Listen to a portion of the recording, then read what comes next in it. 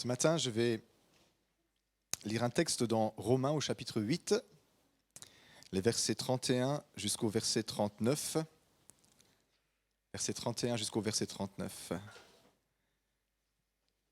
Que dirions-nous donc à l'égard de ces choses ? Si Dieu est pour nous, qui sera contre nous ? Lui qui n'a point épargné son propre Fils, mais qui l'a livré pour nous tous, comment ne nous donnera-t-il pas aussi toutes choses avec lui ? Qui accusera les élus de Dieu ? C'est Dieu qui justifie. Qui les condamnera ? Christ est mort, bien plus, il est ressuscité, il est à la droite de Dieu et il intercède pour nous. Qui nous séparera de l'amour de Christ ? Serait-ce la tribulation ou l'angoisse, ou la persécution ou la faim, ou la nudité, ou le péril, ou l'épée ? Selon qu'il est écrit, c'est à cause de toi qu'on nous met à mort tout le jour, qu'on nous regarde comme des brebis destinées à la boucherie. Mais dans toutes ces choses, nous sommes plus que vainqueurs par celui qui nous a aimés. Car j'ai l'assurance que ni la mort, ni la vie, ni les anges, ni les dominations, ni les choses présentes, ni les choses à venir, ni les puissances, ni la hauteur, ni la profondeur, ni aucune autre créature ne pourra nous séparer de l'amour de Dieu, manifesté en Jésus-Christ notre Seigneur. Un des plus puissants textes que Paul ait écrit, en tout cas pour moi c'est un passage vraiment très important, parce que ce texte est véritablement pour moi un bouclier de la foi. Vous savez, de toute éternité, Dieu a décidé qu'il ne serait pas Dieu sans nous, mais qu'il serait un Dieu pour nous. Pourtant, il se suffisait à lui-même et il n'avait besoin de rien. Le Père, le Fils et le Saint-Esprit, le seul vrai Dieu, étaient parfaits et parfaitement heureux. Il ne lui manquait rien. Mais il a résolu qu'il ne garderait pas ce bonheur parfait pour lui-même, mais qu'il le partagerait à d'autres. De toute éternité, Dieu a décidé d'être Emmanuel. J'ai entendu quelqu'un murmurer ce que Emmanuel signifie. Dieu avec nous. Dieu aurait pu être Dieu avec lui, Dieu pour lui, Dieu en lui, et ça aurait été suffisant parce qu'il n'y a aucun manque en Dieu. Mais Dieu a résolu éternellement d'être Dieu avec nous. C'est une prophétie d'Ésaïe qui nous apprend que c'est un des noms du Messie, Emmanuel. Dans Ésaïe au chapitre 7 et au verset 14, il est dit ceci, verset qu'on lit souvent à Noël, « C'est pourquoi le Seigneur lui-même vous donnera un signe. Voici la Vierge deviendra enceinte, elle enfantera un fils et elle lui donnera le nom d'Emmanuel. » Emmanuel en hébreu, Dieu avec nous. Mais quand on dit Dieu est avec nous, on passe à côté de 80% du sens de ce mot.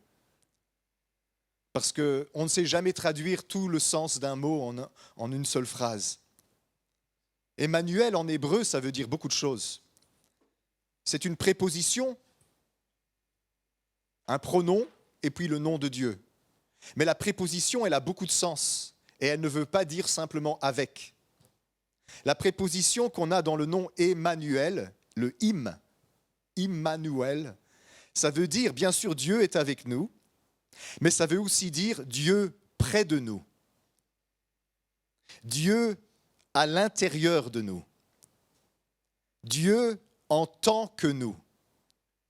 Dieu tourné vers nous. Dieu en faveur de nous, Dieu pour nous. Tout ça, c'est ce que Emmanuel veut dire. On a retenu dans la culture chrétienne que le sens Dieu avec nous. Mais vous voyez que c'est beaucoup plus riche que ça. Et j'aime encore mieux Dieu pour nous que simplement Dieu avec nous. Parce que Dieu avec nous, on ne sait pas dans quel état d'esprit il est. Mais Dieu pour nous, on comprend dans quel état d'esprit il est. Il est près de nous, il est à l'intérieur de nous. Il se tient là en tant que nous, comme notre représentant.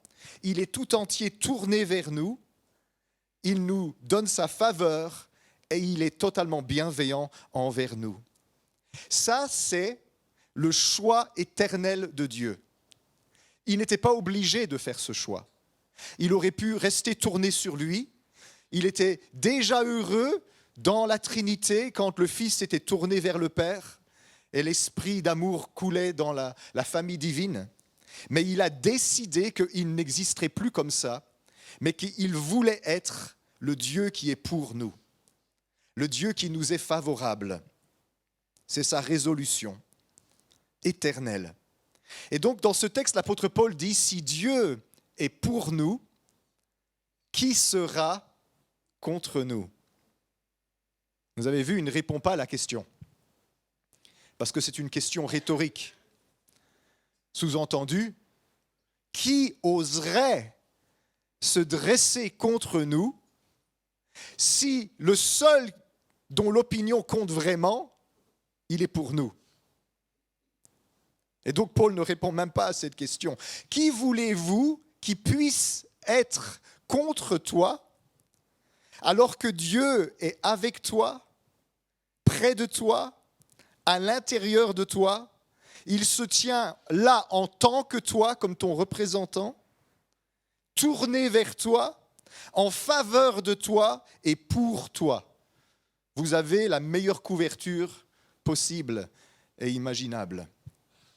Et ça, c'est ce que Dieu est, et il ne change jamais de cette position qu'il a décidé d'adopter vis-à-vis de sa création.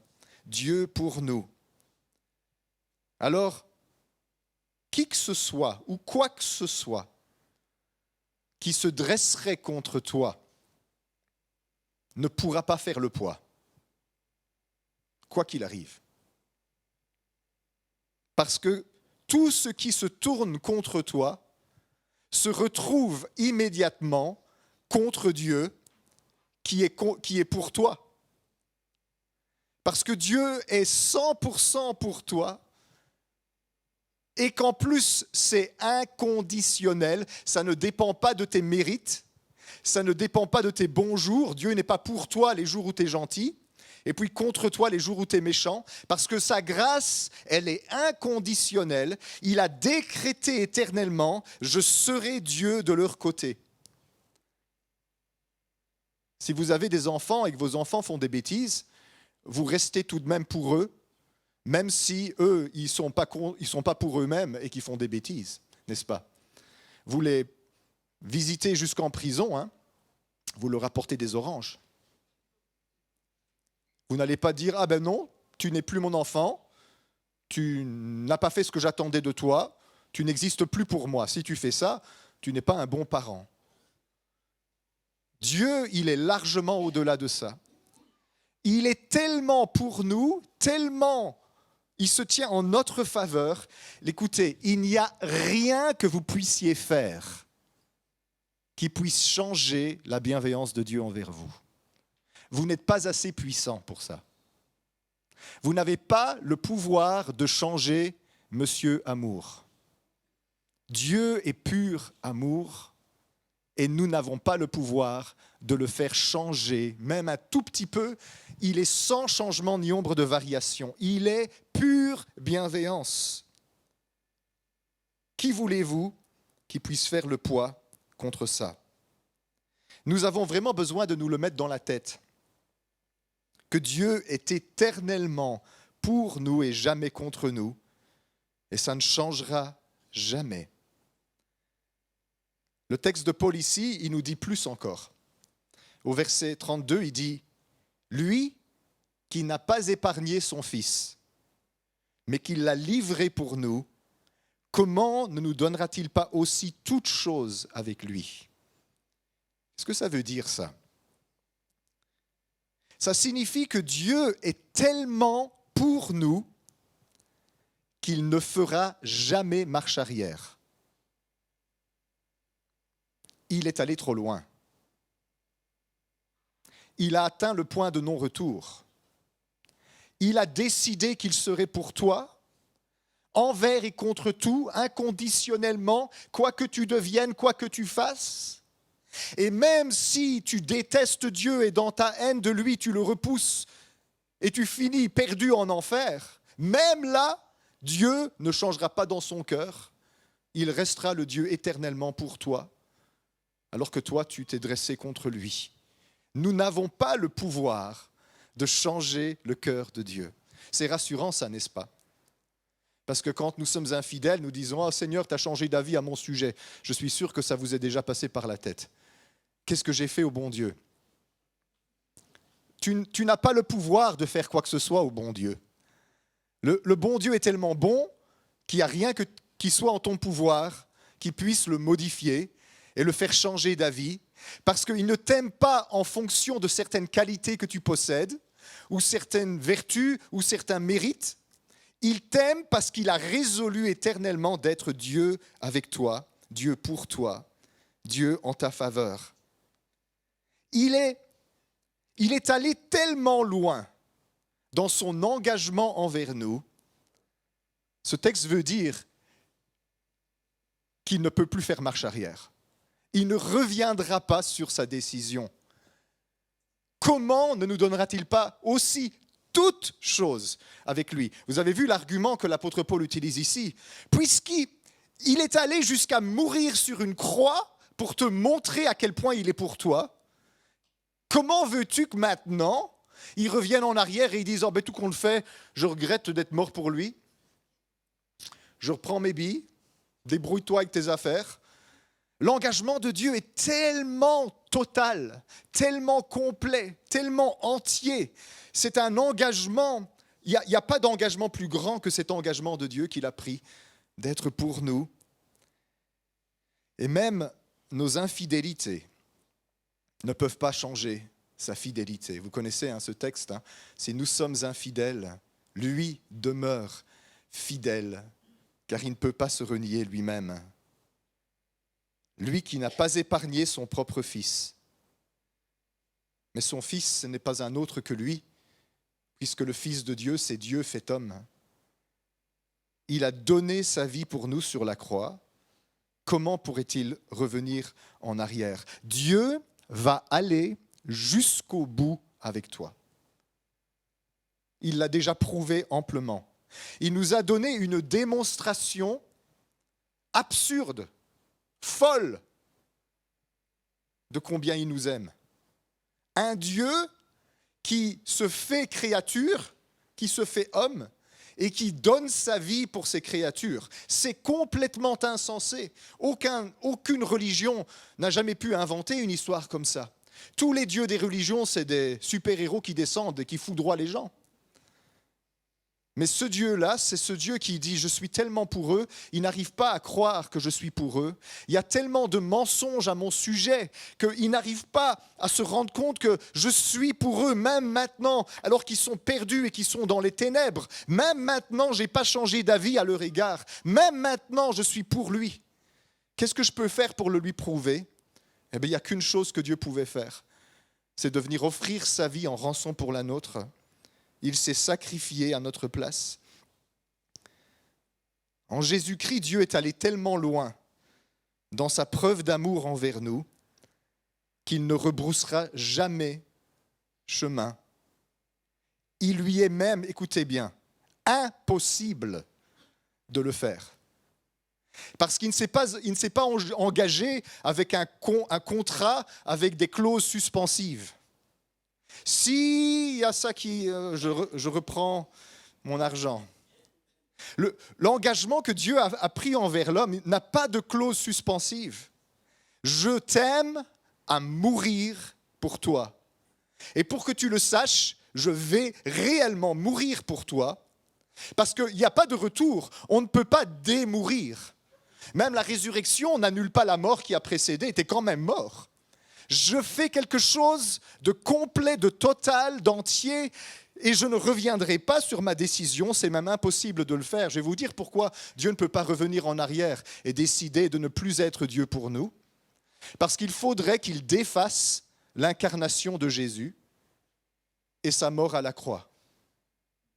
Il devrait faire que Jésus ne soit jamais venu et il devrait faire que la croix n'ait jamais existé. Ce serait la seule solution pour défaire cet engagement total qu'il a pris envers toi, envers nous. Je suis pour toi, au-delà de ce que tu peux penser. Et c'est tellement ancré dans nos têtes que Dieu, il est avec nous que si on remplit certaines conditions, qu'on n'arrive pas à s'empêcher d'y penser. Alors, bien sûr, dans deux moments. Les moments où on est très obéissant. Là, on se dit, Dieu, il va être avec moi maintenant. Et les moments où on est plus désobéissant, là, on se dit, est-ce que Dieu, il est encore avec moi maintenant ? Et on a tort dans les deux moments, parce qu'il est toujours pour nous, même quand nous sommes désobéissants, même quand nous sommes très obéissants. Il n'est pas plus avec toi quand tu es obéissant. Mais c'est dans notre tête, je marche avec Dieu dans la fidélité, dans l'obéissance et dans la droiture. Sûrement, maintenant, l'Éternel va me bénir. Mais Dieu, il dit, mais non, je te bénissais même avant quand tu déconnais. J'étais avec toi quand tu étais dans la vallée. Tu es sur la montagne maintenant, mais la montagne ne te fait pas mériter plus d'amour de ma part. Parce que je t'aime résolument, sans changement, éternellement. Je suis Emmanuel, Dieu pour toi, Dieu avec toi, Dieu en toi. Pour que Dieu ne soit plus Dieu pour nous, il faudrait qu'il se renie lui-même, ce qui n'arrivera jamais. Il s'est engagé envers toi, corps, âme, esprit. Si on peut dire, littéralement même. Et il ne reviendra jamais sur sa décision. Lui qui n'a point épargné son propre Fils, mais qui l'a livré pour nous tous, comment ne nous donnera-t-il pas aussi toutes choses avec lui ? Pour l'apôtre Paul, c'est une telle évidence que Dieu finit toujours ce qu'il commence. Comment voulez-vous que ceci n'aboutisse pas à la gloire éternelle, que ceci n'aboutisse pas à toutes les promesses que Dieu nous a faites, parce qu'il s'est engagé d'une manière qui lui est impossible de rebrousser chemin et de nous laisser tomber. Et je vais vous dire, même si tout dans la vie semble être contre vous, tout ça ne fait pas le poids par rapport à ce Dieu qui est pour vous. On ne l'a pas lu tout à l'heure, mais quelques versets plus haut, au verset 28, il est écrit ceci. « Nous savons du reste que toute chose concourt au bien de ceux qui aiment Dieu, de ceux qui sont appelés selon son dessein. » Il n'y a pas de difficulté dans cette vie qui puisse faire que soudain, Dieu ne serait plus entièrement et complètement pour toi. Et il en cite, et des terribles. Vous avez vu au verset 35, il dit « Qui nous séparera de l'amour du Christ ? Sera-ce la tribulation, l'angoisse, la persécution, la faim, la nudité, le péril ou l'épée ?» Bon, il cite tout ce qui lui passe par la tête, entre parenthèses, toutes ces choses qui lui sont arrivées, à lui, Paul. Aucune de ces choses-là ne peut te séparer de ce Dieu qui est pour toi, qui t'aime, qui est tourné vers toi, qui prend soin de toi. Notez bien, il n'a pas dit, parce que je suis pour vous, vous n'aurez jamais de tribulation, d'angoisse, de persécution, de faim, de nudité, de péril ou d'épée. Il n'a pas dit, je suis pour vous, je vais vous épargner toutes les difficultés de la vie. Vous allez vraiment couler un bonheur parfait, c'est le paradis sur la terre. Parfois, c'est ça qu'on pense que ça va être, mais ce n'est pas ça. Si vous avez vécu quelques années, vous avez remarqué qu'il y a des souffrances dans ce monde. Et il y a des fois, ça peut devenir vraiment, vraiment intense. Il va même jusqu'à dire à quel point ça peut devenir intense. Au verset 36, il dit, selon qu'il est écrit, c'est à cause de toi, Dieu, qu'on nous mette à mort tout le jour, qu'on nous regarde comme des brebis destinées à la boucherie. Il y a des fois la persécution, l'apôtre Paul il en sait un rayon. Elle peut devenir tellement intense contre les enfants de Dieu qu'on nous regarde comme des brebis destinées à la boucherie et certains y passent réellement. Dieu ne nous promet pas une vie de roses et de violettes, mais il nous dit que toutes ces choses ne nous sépareront pas de son amour. Il n'y a rien dans cette création et il n'y a rien en toi qui puisse changer le cœur de Dieu à ton égard. Et tant que tu n'as pas compris ça, tu n'as pas compris la grâce de Dieu. Et c'est difficile à le retirer, parce que nous, on pense réellement avoir le pouvoir de changer le cœur de Dieu et de faire que maintenant, il ne t'aime plus et de faire que maintenant, il a changé d'avis à ton sujet. Ce n'est pas possible de changer la vie de Dieu. Rien ne pourra faire que tout à coup, Dieu ne soit plus Dieu pour nous, avec nous, près de nous, à l'intérieur de nous, en tant que nous, tourné vers nous, en faveur de nous.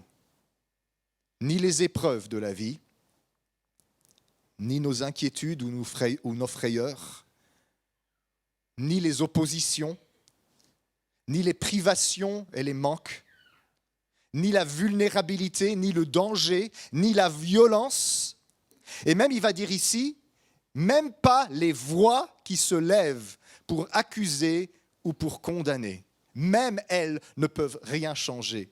Verset 33, qui accusera les élus de Dieu? C'est Dieu qui justifie. C'est même un défi. Allez-y, essayez une fois d'accuser, vous allez voir ce qui va se passer.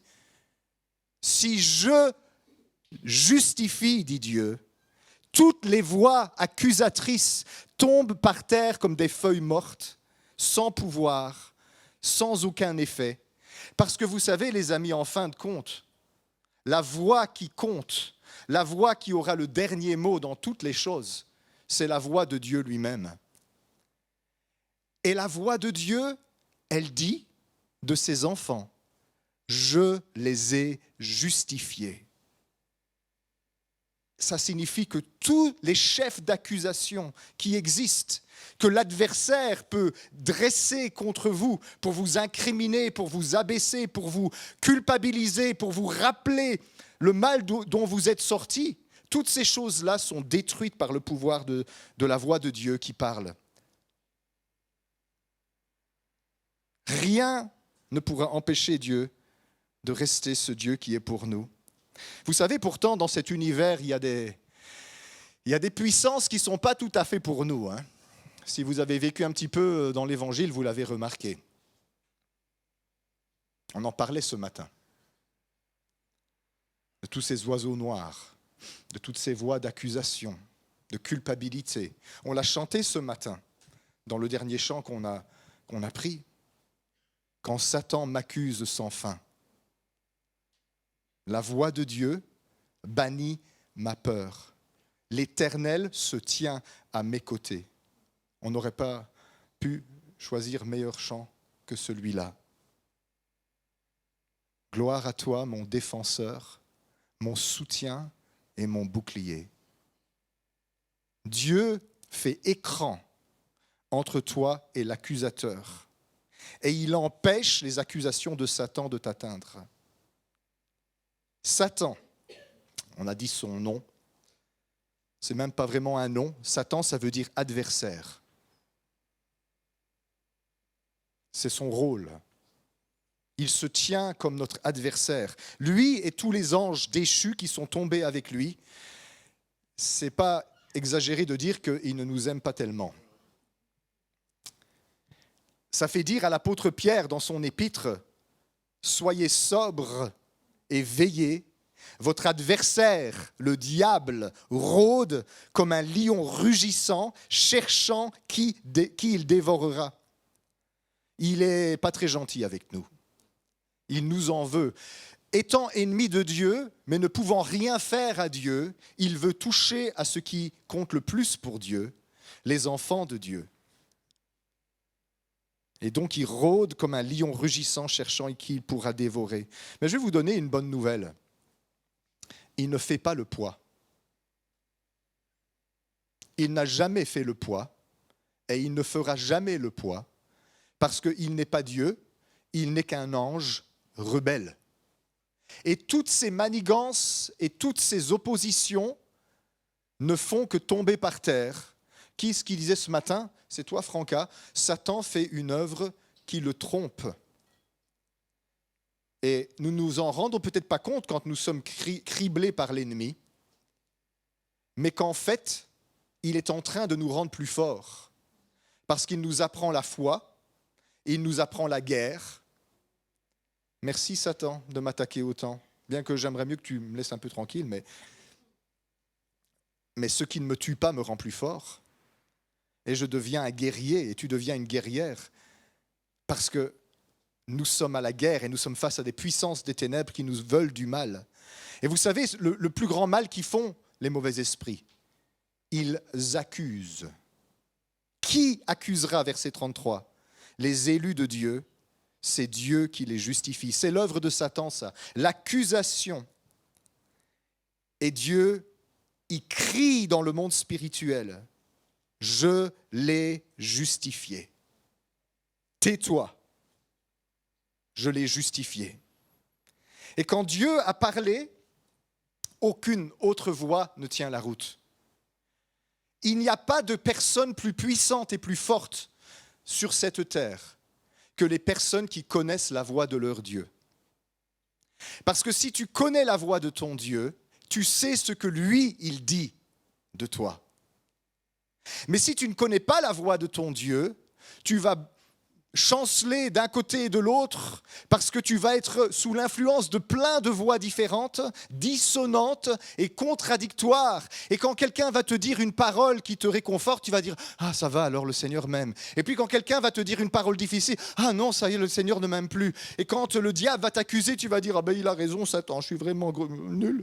Et puis quand tu auras un moment où tu es plus heureux et qu'il s'est passé quelque chose de bien, « Ah, le Seigneur, il m'aime aujourd'hui ». Et tu vas être bousculé d'un côté et de l'autre parce que tu es sujet à toutes ces voix étrangères qui sont en train de te parler et tu ne sais pas lesquelles croire. Mais le chrétien qui entend la voix de Dieu, il est inébranlable. On peut jeter tout ce qu'on veut contre lui. Ça ne fait rien du tout. Bon, ça fait des remous sur le lac de nos émotions. Mais c'est tout. Mais ça ne change rien du tout, parce que quand on va devant la face de Dieu, Dieu il dit, moi je t'ai justifié. Et toute voix qui s'élèvera contre toi en justice, je la confondrai. Quand le Seigneur te dit ça, qu'est-ce que tu fais? Tu dis, ah ben ok, merci Seigneur. Si vous connaissez la voix de Dieu, peu importe combien de démons vont se dresser contre vous, qu'il y en ait 1 ou 5000, ça ne va rien changer. Parce qu'à travers l'univers résonne la voix du Père Céleste qui couvre toutes les autres voix. C'est un petit peu comme quand le roi de la jungle, le lion rugit, toutes les autres créatures font silence pendant quelques instants. Le lion a rugi. N'attirons pas son attention. Le roi de la jungle s'est exprimé. Dieu est la voix la plus puissante qui soit. Et on a besoin de s'en rappeler. C'est certain, partout où je vais en ce moment, je ne vois que la même chose. Des chrétiens qui sont criblés par l'accusateur des frères. Des voix qui essayent de les déstabiliser, qui essayent de les retirer d'endroits où Dieu les a placés, qui essayent de les décourager tellement qu'ils veulent abandonner. Et c'est pour ça que je le dis partout où je passe, parce que je remarque partout dans les églises, en ce moment, c'est ça qui se passe.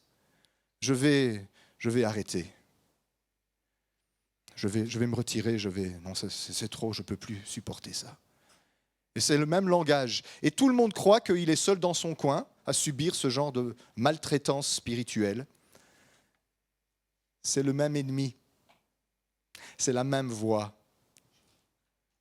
Il est le même toujours. Mais ça marche toujours, hein, c'est ça le plus terrible. Depuis le temps qu'on connaît les ruses de Satan, on est toujours en train de tomber dedans. Et tour à tour, on dit « Oh, je vais tout laisser tomber. C'est vrai, le diable, il a raison. Je suis un gros nul. » Et Dieu, il dit « Stop, change de disque. Je suis avec toi, je me tiens à tes côtés. et j'impose le silence aux violents et aux vindicatifs. La parole de Dieu, elle dit. La voix de Dieu résonne à travers l'univers.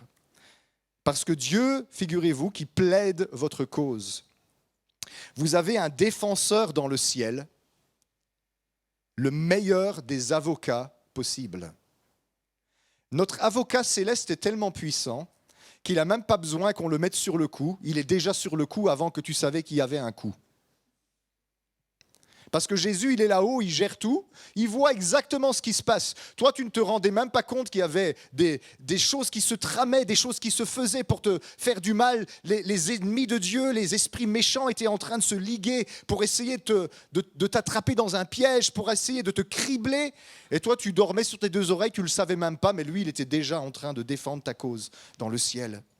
Parce qu'il est ton avocat et ton défenseur.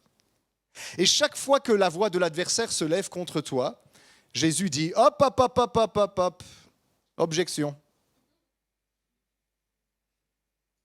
Moi, je me porte garant. Moi, je fais obstacle. »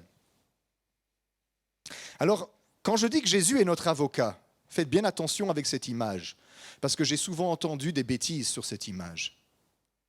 Beaucoup de chrétiens pensent que Jésus est notre avocat, qu'il est à la barre dans le tribunal céleste, et que son Père, c'est le juge sur le trône là-bas, et que Satan, c'est le procureur qui essaie de t'accuser de tous tes méfaits. Mais Jésus, il plaide face au juge, qui est le Père, notre cause. C'est pas ça que le texte dit ici. Verset 34, il dit « Qui les condamnera ?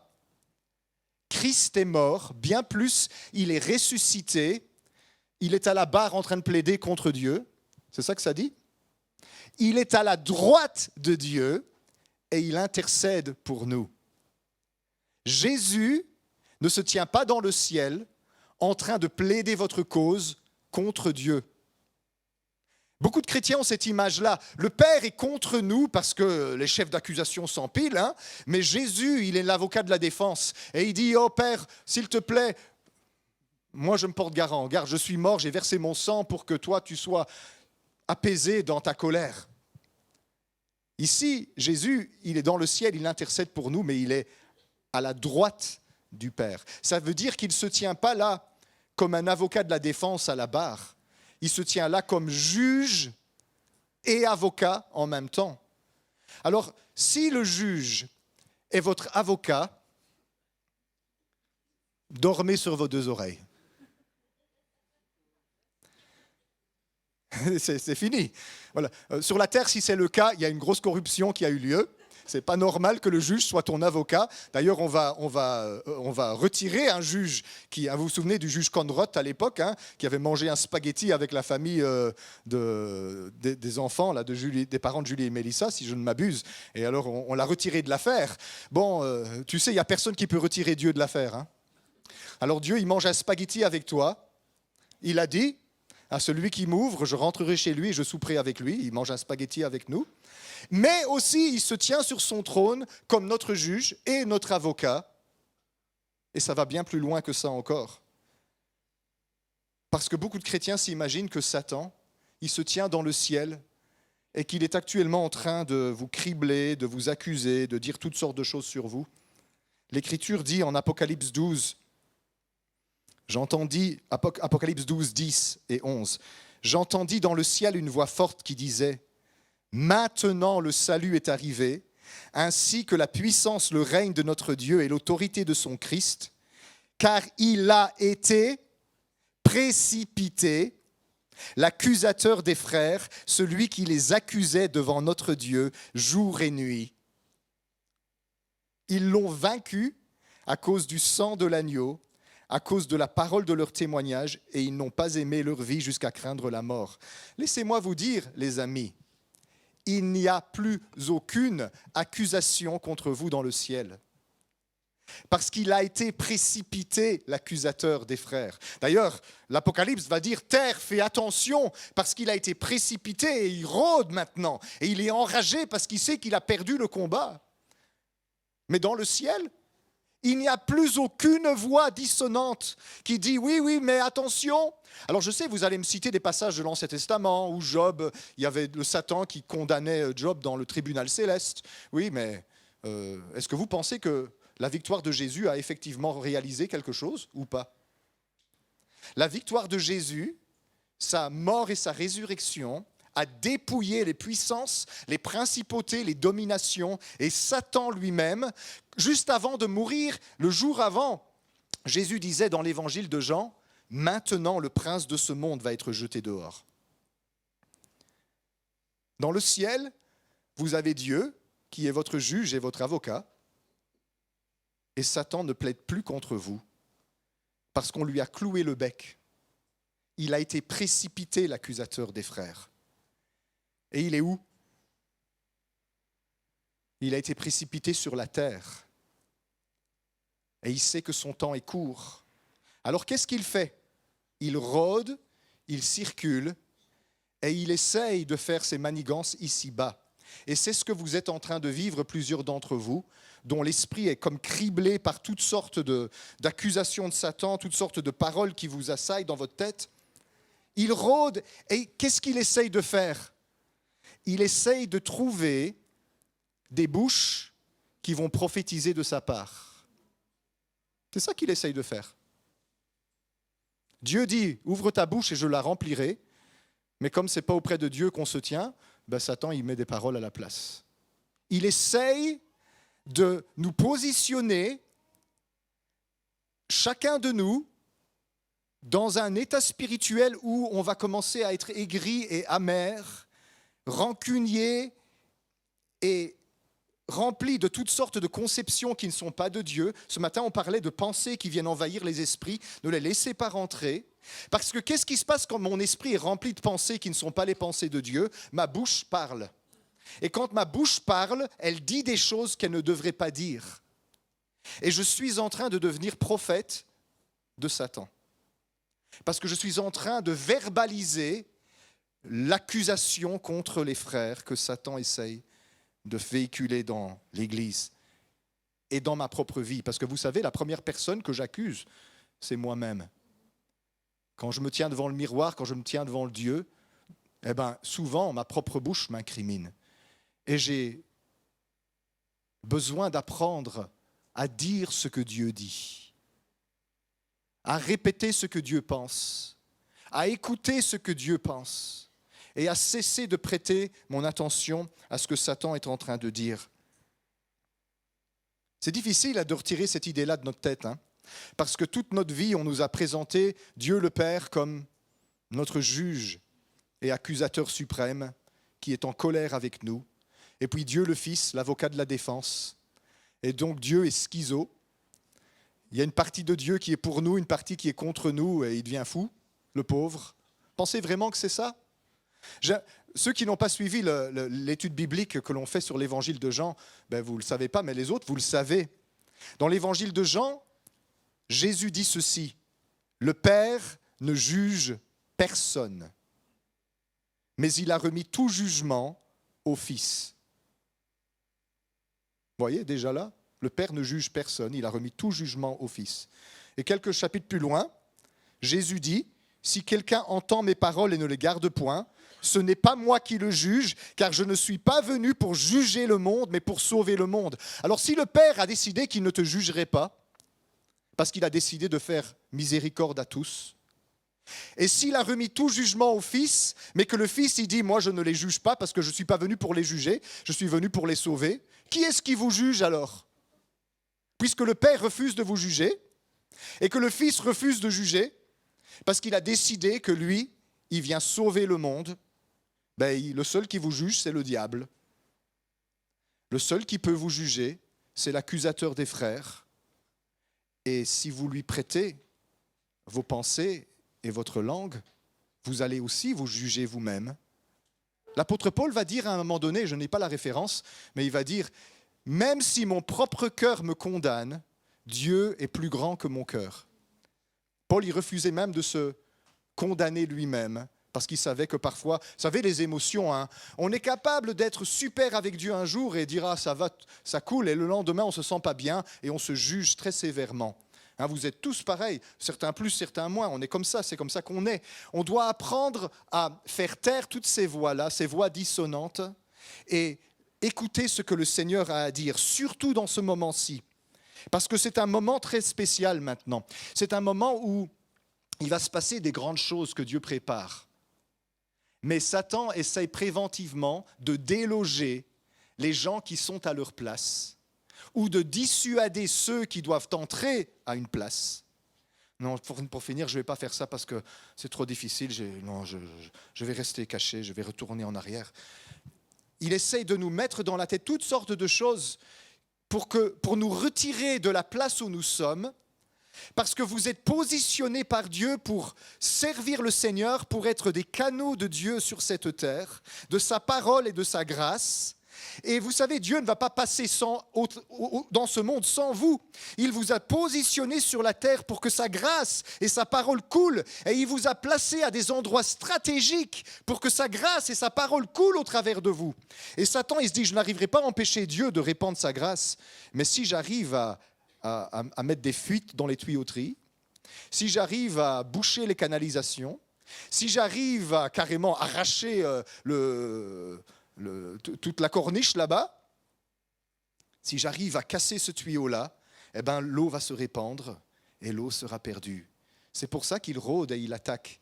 Et il va te dire, laisse tomber, ça suffit maintenant. Tu es trop fatigué. Allez, il n'y a personne qui pense à toi. Il n'y a que moi qui pense à toi. Moi, je suis ton meilleur ami. Regarde-moi, je te dis, tu vois bien, ça ne sert plus à rien.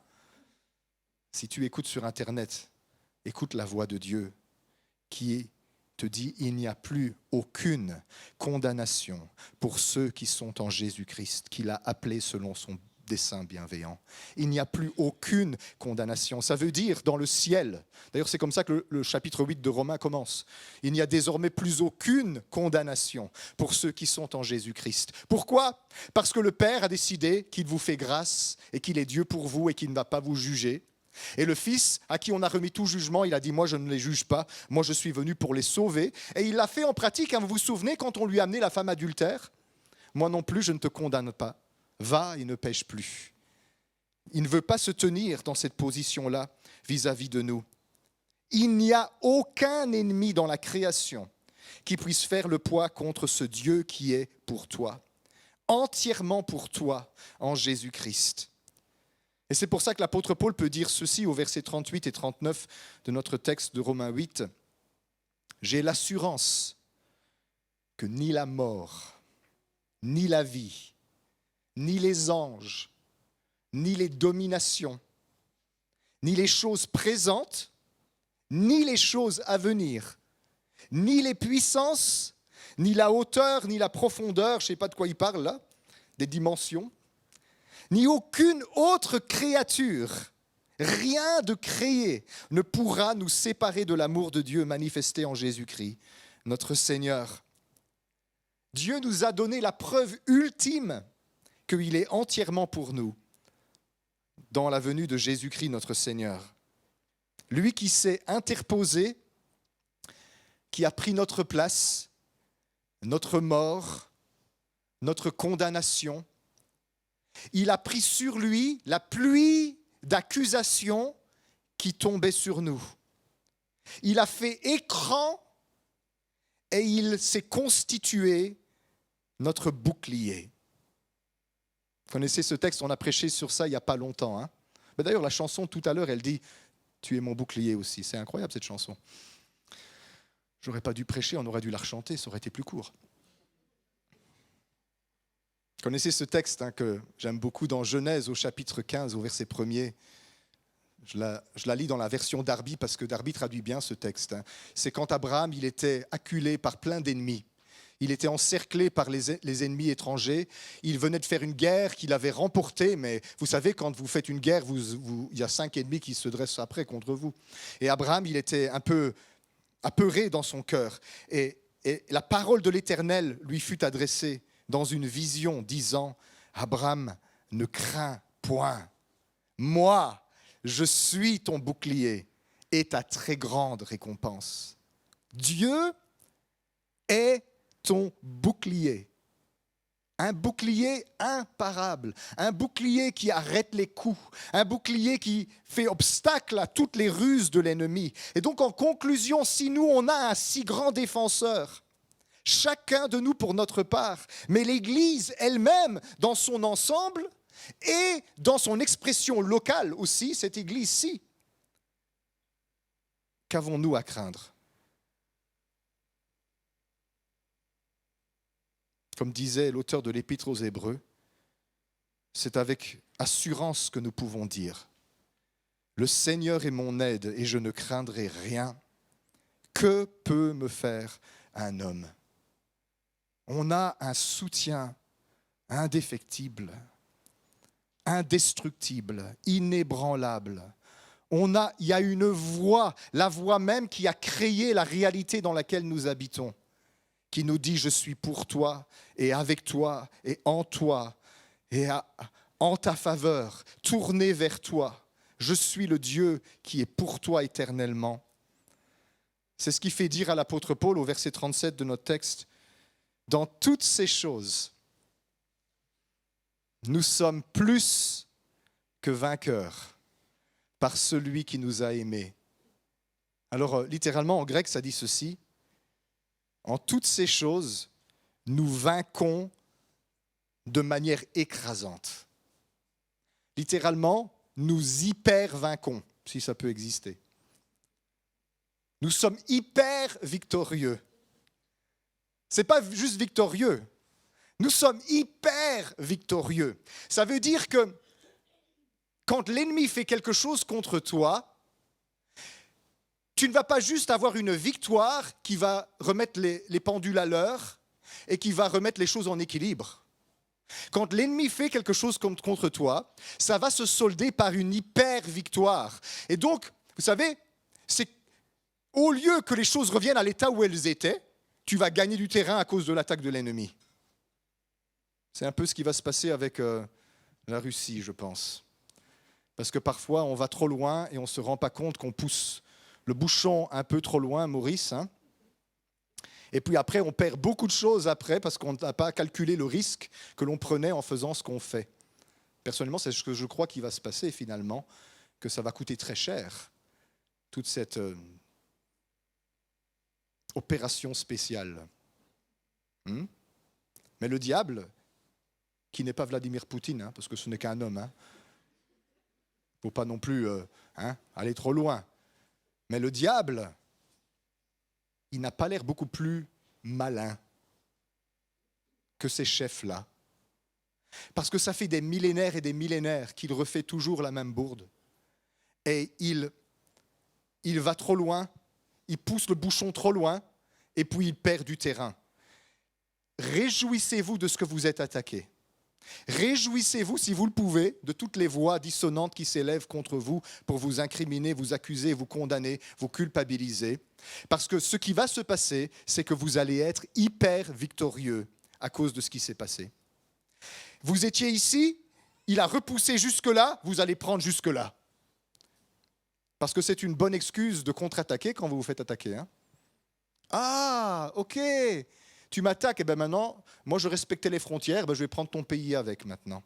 Vous avez vu dans les guerres d'Israël, parfois Israël faisait ça, ils vivaient en paix, il y a un ennemi qui vient les envahir, tu nous envahis, tant pis pour toi, maintenant on prend ton pays. Si tu n'avais pas pris notre pays, si tu n'avais pas attaqué notre pays, on t'aurait laissé là où tu es, mais tu es venu contre nous, on a pris ton pays. Israël se promène et dit, s'il te plaît, laisse-nous passer par tes routes, on va boire l'eau, notre propre eau, on va manger notre propre nourriture, on ne fera rien de mal, on veut juste traverser pour aller dans notre pays. Les ennemis sortent avec les forces armées pour repousser Israël, ils perdent leur pays, parce qu'Israël se défend. Pourquoi voulez-vous qu'il en soit différent pour vous ? Ce que le diable est en train de faire contre vous, contre l'Église, va se retourner contre lui. Et dans toutes ces choses, nous allons nous retrouver hyper vainqueurs par celui qui nous a aimés, celui qui est éternellement pour nous et qui nous l'a démontré de la manière la plus forte et la plus claire possible, en s'interposant comme notre bouclier sur la croix, entre nous et tout ce qui était contre nous. Alors ne laisse rien ni personne te dire autre chose que Dieu est pour moi, et en toute chose, je serai et je suis plus que vainqueur par celui qui m'a aimé. Et j'aimerais qu'on termine en rechantant ce chant-là, si tu veux bien, Samuel, mais qu'on le chante avec notre cœur et en réfléchissant à ces paroles comme une déclaration à Satan, comme une déclaration à celui qui s'oppose à toi. Si tu es combattu, si tu as du mal, si tes émotions sont vraiment criblées et que tu ne te sens pas bien du tout, s'il y a toutes sortes de voix dans ta tête qui essayent de te faire faire quelque chose, ça peut être dans un domaine spirituel, mais ça peut être aussi dans un domaine séculier, dans un domaine familial, dans un domaine relationnel. Ce n'est pas le moment de céder à la pression de l'adversaire. C'est le moment de se tenir debout et de se réfugier derrière le bouclier de la présence de Jésus dans notre vie. Mon soutien et mon bouclier. Si Dieu est pour moi, qui sera contre moi? Et c'est avec assurance que je peux dire, Dieu est mon aide, que pourrait bien me faire un être humain? Alors Seigneur, ce matin, on veut terminer en te rendant gloire, parce que de toute manière, c'est ce que tu es. Que nous nous en rendions compte ou pas, tu es notre soutien et notre bouclier.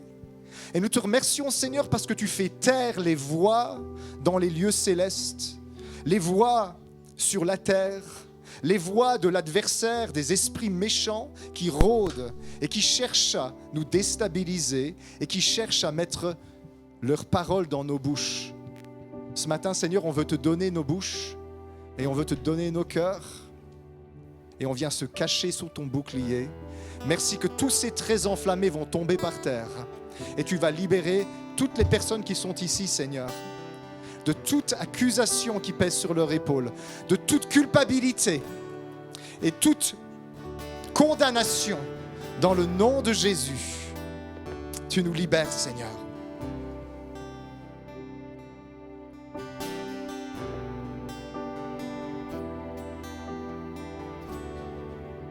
Par ta grâce. Par ta grâce, je me tiens là, où les anges ne peuvent pas. Accueilli par ton grand amour, devant ton trône, oh Dieu, j'accours.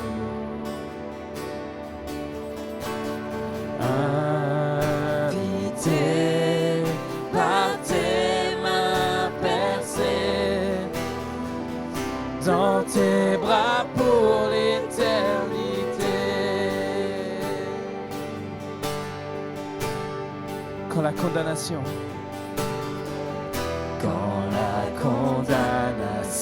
me tient, quand Satan m'accuse sans fin, la voix de Dieu bannit ma peur. L'Éternel est à mes côtés. Oh, gloire à toi, gloire. Mon défenseur, mon soutien et mon bouclier.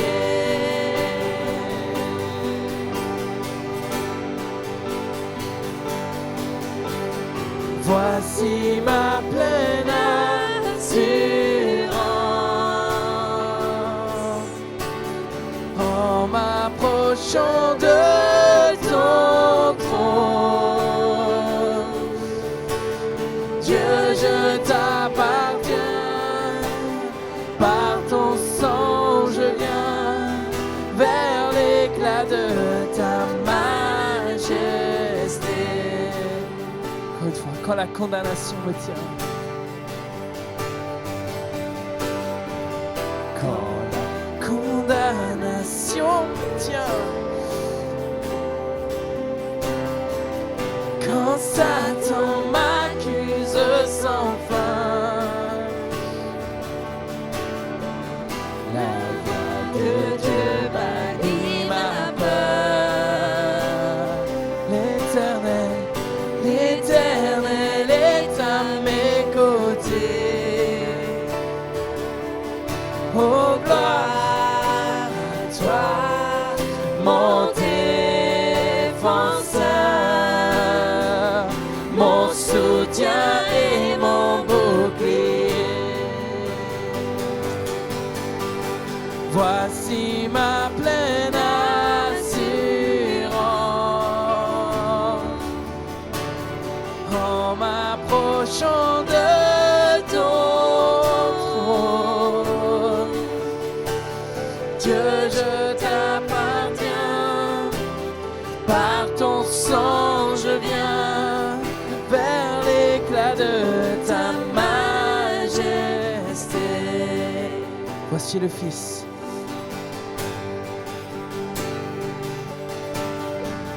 Voici le Fils ressuscité. Rien ne pourrait se comparer à l'amour que mon cœur contient et sa justice révélée.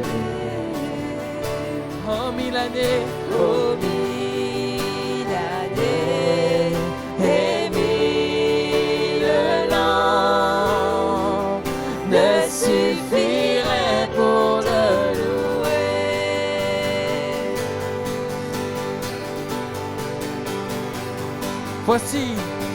Voici ma pleine assurance en m'approchant de ton trône.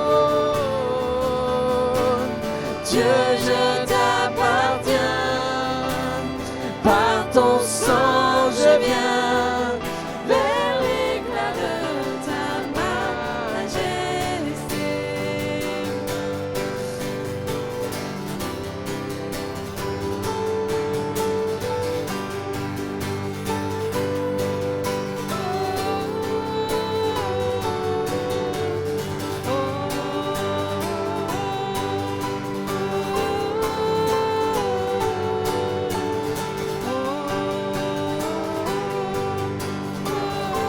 Voici, je suis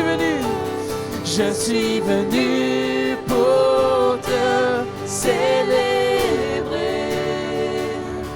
de la condamnation délivrée. Oh, gloire à toi, oh, gloire à toi, gloire à toi, qui a mis fin à mon péché. Je suis venu pour te célébrer de la condamnation délivrée.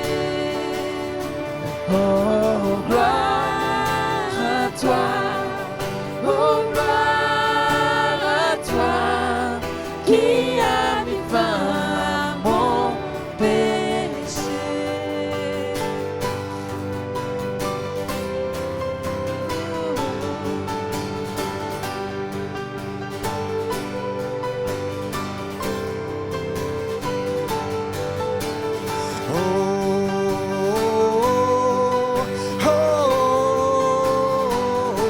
Prenez votre victoire ce matin. Votre Dieu combat pour vous. Votre Dieu est de votre côté. Et il fait taire l'adversaire, l'accusateur des frères. Il a été précipité.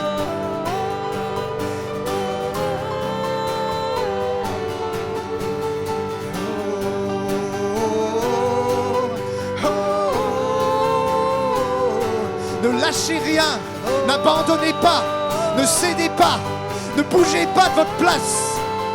La percée va arriver, la victoire va venir, parce que Dieu est votre côté.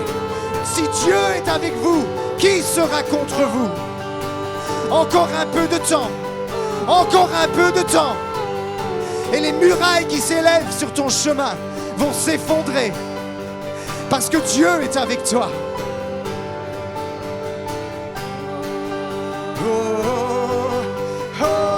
Voici ma pleine assurance. Voici ma pleine assurance. En m'approchant de ton trône, Dieu, je t'appartiens, et par ton sang je viens vers l'éclat de ta majesté. Oh, Voici ma pleine assurance. En m'approchant de ton trône, Dieu, je t'appartiens. Par ton sang, je viens vers l'éclat de ta majesté.